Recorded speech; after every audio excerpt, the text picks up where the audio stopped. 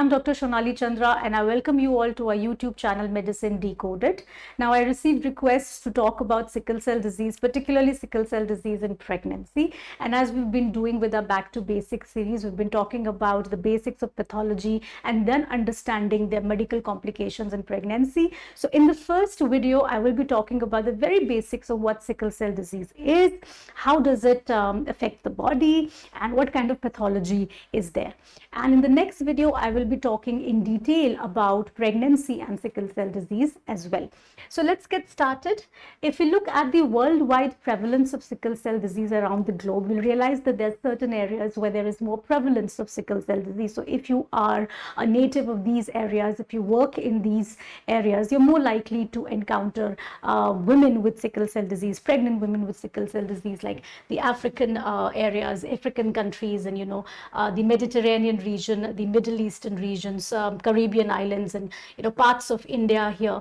And in India also there is a very different patchy distribution. So you have it in the districts in the central Indian belt, the tribal areas, the areas particularly of Chhattisgarh and Jharkhand, and areas of Gujarat and Karnataka, where you see a more prevalence of sickle cell disease. Now, what is it? It is actually a very common inherited hemoglobinopathy, where there is a single point mutation in the beta globin gene. Now, adult hemoglobin contains 2 alpha chains and 2 beta chains, and there is a defect. There is a point mutation in the beta globin gene, and there's just a single point mutation at position number 6.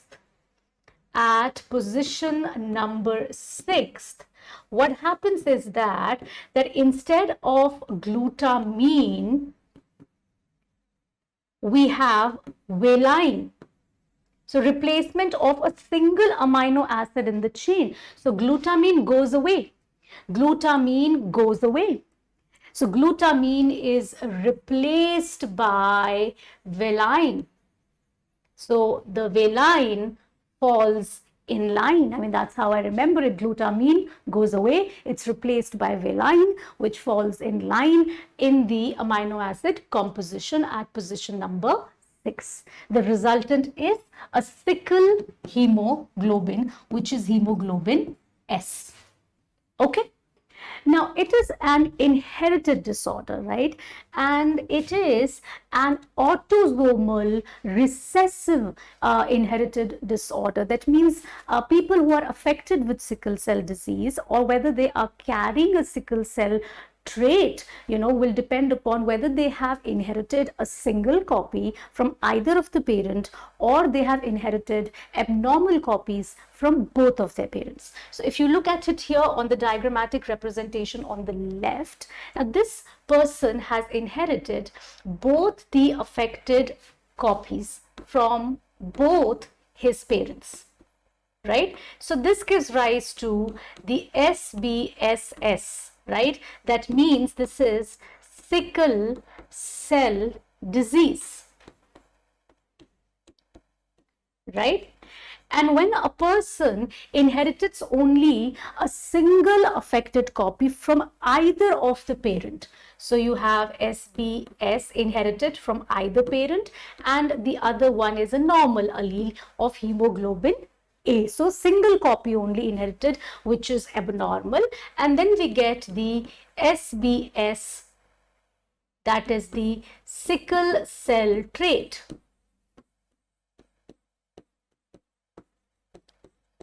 Right? So what can we call it? This is a homozygous affected state. Homozygous individuals carrying affected copies on both the chromosomes, inherited by both the parents, they will have sickle cell disease. And heterozygous individuals who carry only one affected allele from either of the parent will have sickle cell trait, right? So what is the pathology? Well, the pathology lies behind a very simple fact that the hemoglobin S molecule is less soluble as compared to the normal adult hemoglobin, that is hemoglobin A. Okay, so what will happen when the hemoglobin S molecule gets deoxygenated?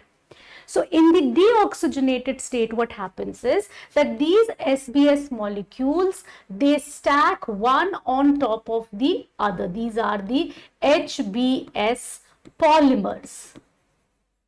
Okay, and they will form now insoluble aggregates. They will form insoluble aggregates inside the RBC, right? And that will change the shape of the RBCs. Okay, so let's have a look. See, we have the normal biconcave discs of RBCs, and we have these sickle shaped cells. These are the sickle celled RBCs, right? Now, what is the problem with this sickle cell now? So whenever this RBC, this is RBC of the sickle cell RBC and containing the sickle cell hemoglobin. Now on deoxygenation, what happens? It is changes to the sickled shape. Now what will happen is that this sickled RBC will sustain some membrane damage, right? And when membrane damage will happen, calcium ions are going to move inside the RBC, and the water and potassium ions are going to move outside the RBC. So this is the entire RBC sickle shaped, and it has sustained some membrane damage, right? Now on reoxygenation,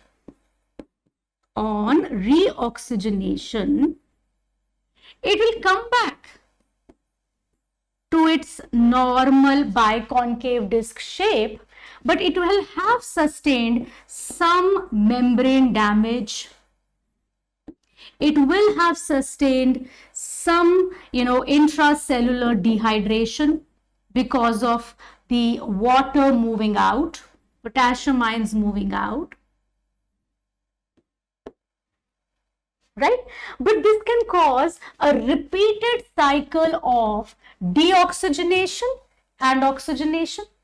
So we can have repeated cycles of oxygenation and deoxygenation, leading to permanent membrane damage. And when that happens, you see, the cells become irreversibly sickled. Now these are irreversibly sickled cells.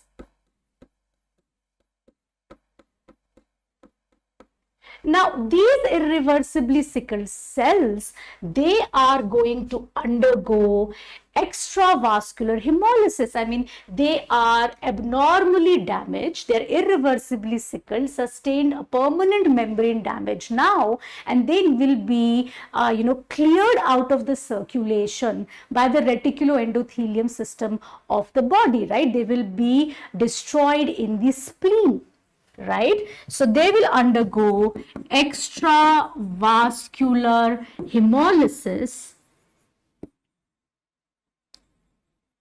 and of course it will manifest as anemia, which we will call as hemolytic anemia. When red cells are broken down in abundance, then bilirubin is formed, so there will be jaundice, hemolytic anemia, jaundice. And because of a lot of bilirubin excretion in the bile, right, that is where the bilirubin is excreted from the body, there will be an increased propensity and an increased risk in these patients to suffer from gallstones, and which are predominantly made of pigment stones. So these are pigment gallstones. Now let us also understand what else these irreversibly sickled cells do. Now to understand that, let's have a look at this diagram of a normal RBC, which is biconcave disc shaped, right? And if you look at the cross section of the RBC, this is how it looks like. And you can now imagine that if this is the very thin and small capillary, if this is a blood vessel, not a big blood vessels or large blood vessels, but a small capillary, then the RBC can mold itself, and can mold its shape and, flow through or travel through this small capillary. Okay, this is not a WBC, this is a capillary showing you the RBC molding and traveling inside the small capillary, right? So like, for example, have a look at this figure, right? This is a big vessel, and then the vessels are dividing into the smaller capillary branches. So we're going to call this as microcirculation, right? So in the organs, ultimately, branching and rebranching of arteries happens, and ultimately we get these small capacity, small diameter wise capillaries, right? So the RBCs, which are normal in shape, can pass through very easily, right? And the sickle cells, on the other hand, they are irreversibly sickled, and therefore they are not easily deformable like the normal RBC, right? So they become non-deformable sickle cells. And that is how they cause this block in the microvascular circulation at the tissue level. We'll call it as microvascular occlusions. Now, that can happen in various organs of the body, but particularly where the blood flow is slower, right? Where the RBCs take more time to, more transit time is taken traveling through these, microvascular circulation. Like, for example, the microvascular circulation of the spleen, of the bone marrow, right, of the cerebral vessels. So microvascular occlusions can happen at these sites, and what that eventually will do is tissue hypoxia and damage,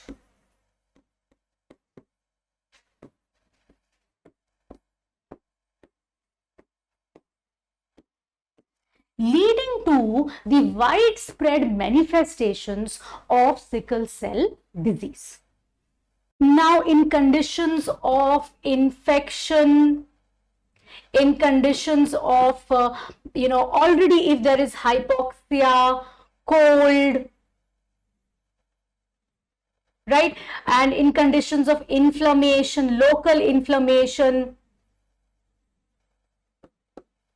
at the tissues, where there is hypoxia also, low oxygen tension also, and slow circulation is also there. In those situations, this sickling worsens. These are the situations where there is worsening of sickling episodes, and it can lead to an acute sickling crisis.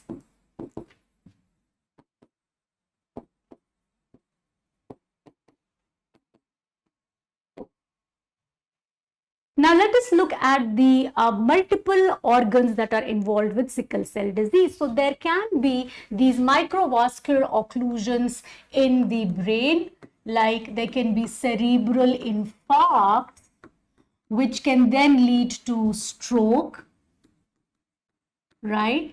And if you come down head to toe, there can be retinal infarcts, which can, then later on lead to retinopathy.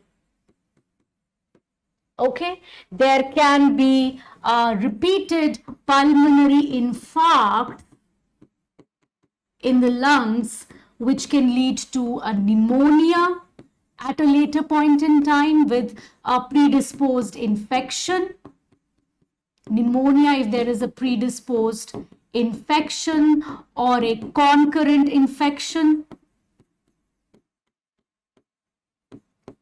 And these repeated episodes of pneumonia and pulmonary infarct, particularly pulmonary infarct, repeated such episodes can lead to long-standing pulmonary hypertension.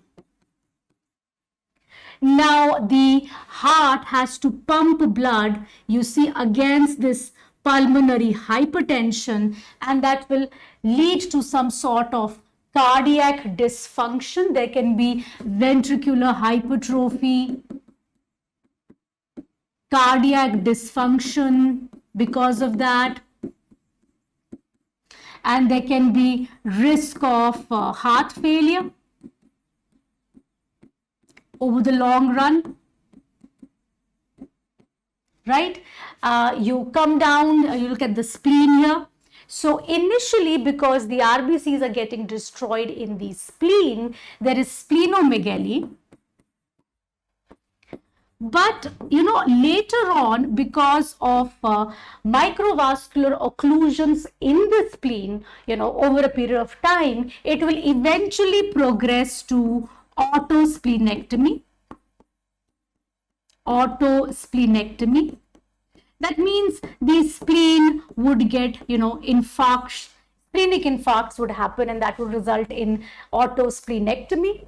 Now, there can be infarcts in the kidneys as well. There can be renal infarcts, and that can lead to renal papillary necrosis. Right? The patient could have hematuria because of that, and there is an increased predilection for urinary tract infection, increased predilection for cystitis, increased predilection for infection of the kidneys, like increased risk of pyelonephritis in these individuals. Right? Coming down further, there can be, you know, avascular necrosis of the bones. Avascular necrosis of the bones, right? Because of, again, the microvascular occlusions, right? The bone marrow could also suffer from microvascular occlusions, and this also has a predilection for the peripheral joints. So they can have, you know, manifestations like the small digits of the fingers here. They can also suffer from inflammation like dactylitis. And because of these reasons, the patient could also have bone pains.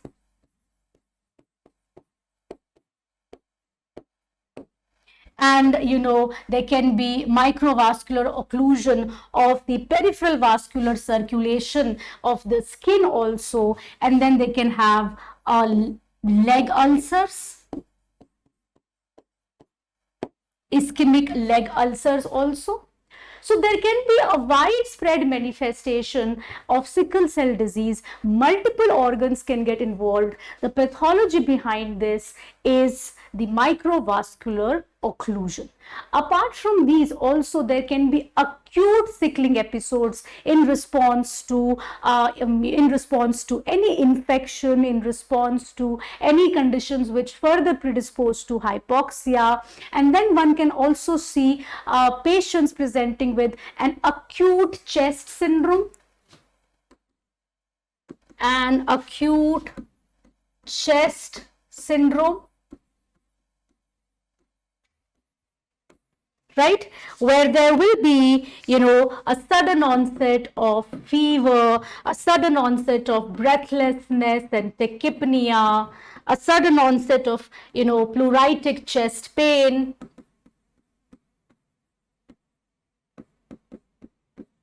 And also, whenever sickling crisis happens and more sickle cells are released into the circulation, they can get destroyed by the spleen as long as the spleen is functioning, and then there can be worsening anemia.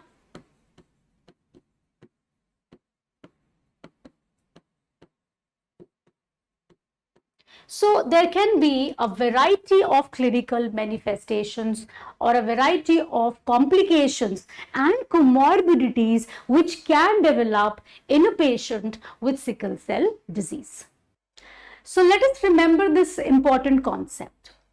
Greater the amount of hemoglobin S, more is the sickling and more severe will be the disease. So obviously, people who are homozygous, that means who have the sickle cell disease, in their circulation, 97% of their hemoglobin is HbS hemoglobin, right? And they will exhibit sickling under everyday conditions of life. Under everyday conditions of life, and they will have all the manifestations of severity that we discussed in the previous slide. However, individuals who have HbS trait, the heterozygous individuals who are having only about 30 to 40% of HbS in their circulation, out of all the hemoglobin in their circulation, 30 to 40% is HbS form or the sickled form. They will have sickling only under specific conditions.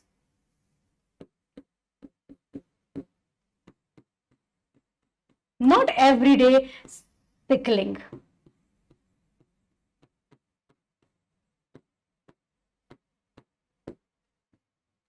All right, and they definitely be more or less asymptomatic generally. And this also helps you to understand, that the clinical manifestations of sickle cell disease are going to begin when adult hemoglobin, that is the beta chain synthesis, will take over in the infant life. So a person who is born with sickle cell disease will manifest the clinical presentation after 6 months of age. Because before 6 months of age, there is still persistence of fetal hemoglobin, right? And please remember the other types of hemoglobin like fetal hemoglobin and hemoglobin A. And fetal hemoglobin, more particularly, it inhibits the sickling of the HbS form of hemoglobin or the sickle cell hemoglobin. Right? So please remember this important information as well, that clinical manifestations are going to begin after 6 months of age when the adult hemoglobin takes over and the fetal hemoglobin declines considerably, right? So now let us talk about the specific conditions under which sickling worsens. So let us just see, let us elaborate on them a little bit. Situations where, there is dehydration, intracellular dehydration. So when we were talking about the pathology, that is what was primarily happening in the sickle cell, right? Loss of water. So if there is also on top of that, there is dehydration, there is more chances of sickling. Sickling happens when the hemoglobin S is deoxygenated. So yes, hypoxia will also be a condition in which sickling is increased, right? So cold also, yes. Cold temperatures will also lead to increased sickling episodes. Episodes of infection, right? So whenever there is infection, there can be local tissue inflammation, and in that area there can be slowing of circulation. That can also be a reason, right? So one thing leads to the other and there can be increased sickling episodes. Acidosis is particularly very bad because, as you remember, decreased pH also decreases the oxygen affinity of hemoglobin. And that is why acidosis will also affect the sickling episodes, will increase the risk of sickling episodes. Slow circulation, right? So again, especially in regions where the circulation is slowed, the RBC transit time is slowed, then there is more opportunity for sickling to take place, right? Now moving on, what is the management of sickle cell disease all about? The management of sickle cell disease is all about good supportive care. Good supportive care would mean that you want to prevent situations where acute sickling episodes can happen. And we just talked about the instances where sickling episodes can worsen. So yes, teaching the patient or teaching that affected person that he needs to keep himself warm and well hydrated, well oxygenated, and will avoid activities which can lead to situations where, of course, he becomes hypoxic. Of course, we want to prevent these people from infections, right? Because infections can worsen sickling crisis, right? So these are the good supportive care management that you need to keep in mind based on the situations where sickling worsens. The other management is hemoglobin F induction. Yes, as far as drug management is concerned, I just told you that hemoglobin F more particularly will lead to inhibition of sickling. It is going to, inhibit the polymerization of hemoglobin S. So we can give drugs which increase the gamma chain production. Gamma chain production is increased by use of certain drugs. So those drugs can be used to increase the HbF concentration in the blood, and one such drug is hydroxyurea, and that is used for the management of sickle cell diseases. Right? Even after use of these drugs, maybe because of the medical comorbidities that are there, those comorbidities will need to be individually handled and managed. So the management is multidisciplinary. Right? So keep that in mind as well, that maybe yes, the help of physicians and surgeons will at the same time be needed for the patient care of sickle cell disease. Moving on, yes, bone marrow transplantation does, has some benefit, and in the recent times, yes, if bone marrow transplantation is not an option, many of these people with sickle cell diseases in their acute sickling or crisis episodes, or when they have severe hemolytic anemia or severe anemias, they will depend upon repeated and regular blood transfusions as well.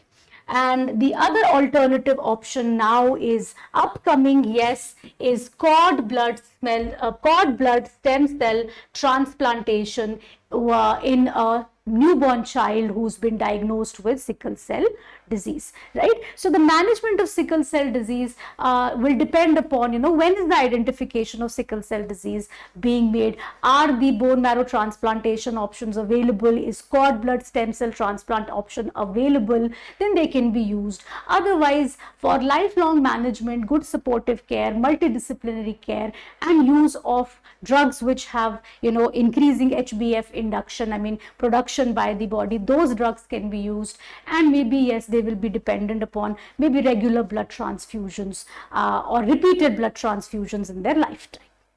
So this is the very basic understanding of what sickle cell disease is all about. And in the next video, we're going to talk about how sickle cell disease affects pregnancy.